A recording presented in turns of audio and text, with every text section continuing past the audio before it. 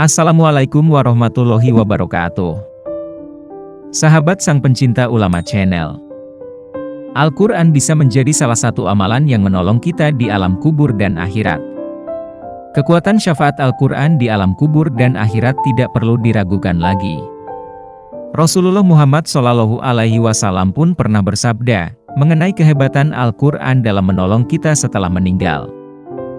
Selama hidup, Al-Quran bisa menjadi penuntun kita dalam bertindak dan beribadah. Umat muslim yang taat pun diharuskan membaca dan menghayati ayat-ayat Al-Quran, sehingga tindakan dan perbuatan mereka dijauhkan dari kejahatan dan maksiat.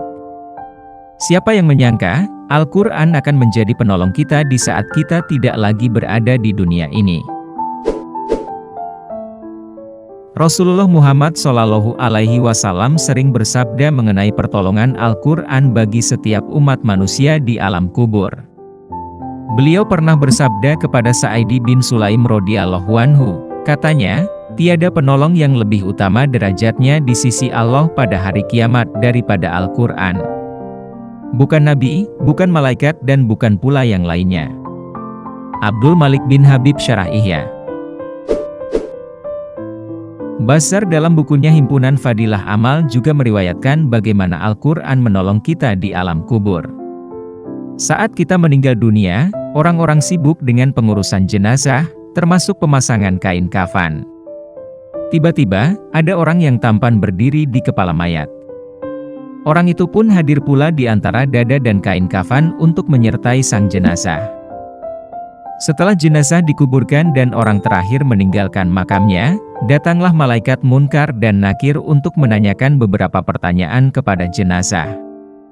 Mereka juga berusaha memisahkan orang tampan itu sehingga proses tanya jawabnya berjalan dengan lancar. Si tampan itu mengatakan bahwa sang jenazah adalah sahabat karib si mayit dan tidak akan meninggalkannya dalam keadaan apapun. Ia memperbolehkan kedua malaikat ini untuk melakukan tugasnya. Hanya saja, si tampan tidak akan berpisah dengan si mayit sampai ia masuk surga nanti. Lantas, siapakah si tampan itu? Aku adalah Al-Quran yang terkadang kamu baca dengan suara keras dan terkadang dengan suara perlahan. Jangan khawatir setelah menghadapi pertanyaan Munkar dan Nakir ini, engkau tidak akan mengalami kesulitan. Dia adalah Al-Quran yang selalu kita baca setiap saat apapun kondisinya. Di alam kubur, dia menolong kita agar kita mendapatkan istirahat yang layak hingga datangnya hari kiamat. Setelah malaikat Munkar dan Nakir itu melakukan tugasnya, sahabat itu menghamparkan tempat tidur dan permadani sutera dengan kasturi dari Malail A'la. Al-Quran pun bisa menjadi tameng pelindung bagi kita dari serangan siksa kubur berupa semburan api. Hal ini sesuai dalam riwayat Amr bin Murrah, di mana Al-Quran akan muncul dan menyelamatkan kita dari semburan api dari berbagai arah. Jika manusia masuk ke dalam kubur, tiba-tiba keluar semburan api dari arah kepalanya, lalu Al-Quran datang untuk menghalanginya.